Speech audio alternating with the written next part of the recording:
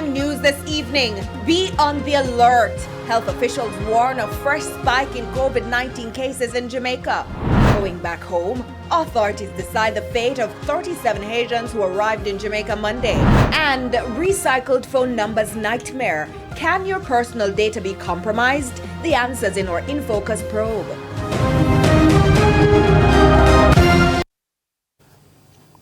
Good evening and welcome to Primetime News on air and online at onespotmedia.com. I'm Archibald Gordon. And I am Andrea Chisholm with a preview of what's to come in business news. Here's Javon Keys.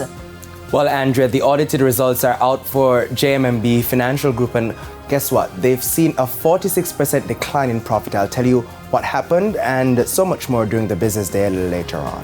Thanks, Keys. 46%. That's a lot. And Jordan Ford is also here with a preview of what's coming up in sports. Well, we know the West Indies suffered the dubious distinction of not qualifying for the 50-over World Cup for the first time in its history. But the test team will be back in action starting tomorrow in a two-test series against India. Let's see if they can reclaim some of that past glory, starting with that test series starting tomorrow. I'll tell you more in Primetime Sports Tuesday. All right, Jordan, we're definitely rattling around the West Indies. And Romaine Robinson is also here to tell us what's coming up in the weather.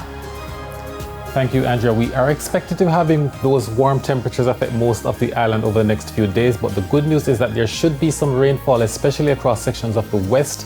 Sometime in the afternoon on Thursday, we're also expecting a few thunderstorms across inland areas, so there might be some reprieve in the forecast. I was going to lament that he never says rain, but he said rain today. There's also weather report, E-Prime, and more. But before the break, the feedback question. And this evening we're asking, what do you think should be done with Haitian refugees when they arrive in Jamaica? You can share comments online, facebook.com/television Jamaica, and tweet at TVJ News Center.